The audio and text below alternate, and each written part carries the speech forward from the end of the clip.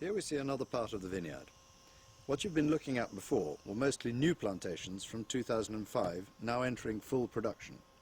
Here you see a more recent production. The hillside was cleared of scrub and bushes in 2009, and you can see at the top of the hill what the hill used to look like before we started 2 years ago. Moving down, you can see that half of the hillside was planted in 2009 and half was planted in 2010.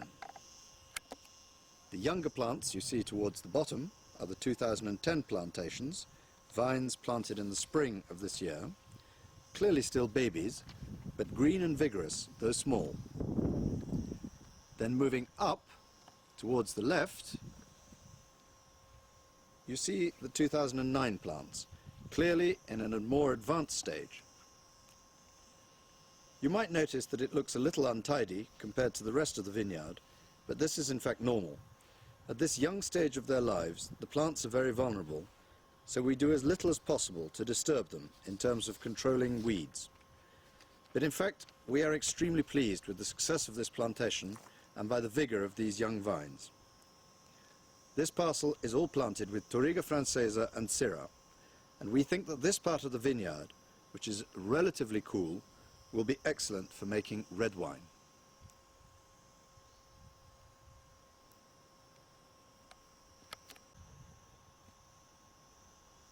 Moving across, you can see an area of the vineyard which is planted ao alto, or in vertical plantation.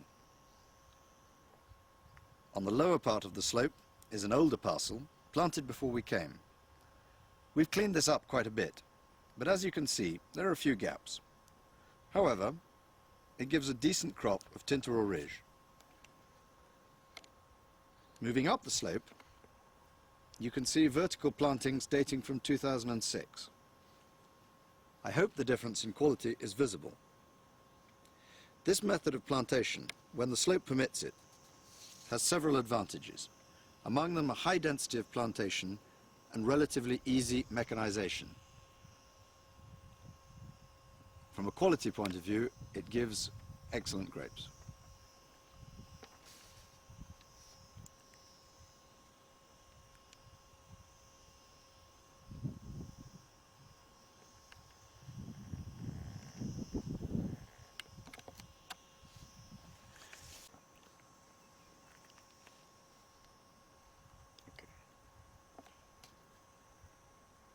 Moving across, you can see some more vertical plantings, this time of Touriga Francesa, or Touriga Franca, which gives excellent quality for red wine, overlooking the Douro, as you can see.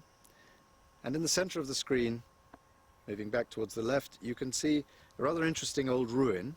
We have several of these on the property, and although it doesn't look like much, it actually has considerable value, because where we are, we're in the center of the UNESCO World Heritage Site, and no new building is allowed in places that overlook the Douro Valley.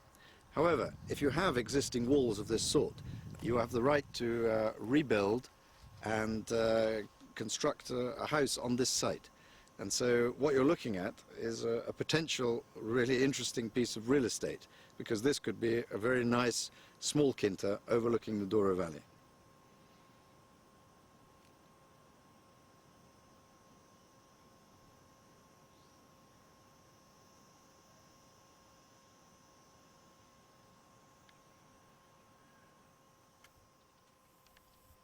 So straight ahead of you, you see a small Syrah plantation right in the middle of Mortorio vineyards.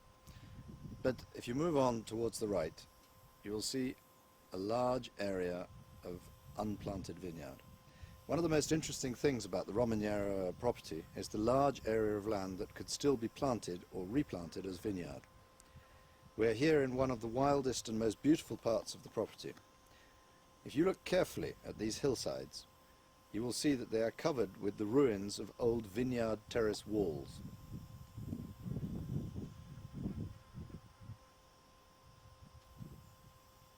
In fact, this is all grade A vineyard terroir, capable of being replanted and once again becoming a vineyard able to produce wines that would be among the finest in the Douro Valley. Planting vines is something we're good at, and of which we have extensive experience. Today we have 86 hectares planted at Romaneira, but there is potential, land like this, to plant at least 120 more hectares. As you can see, this promontory is in a beautiful position overlooking the Douro River, and this is superb quality potential vineyard land.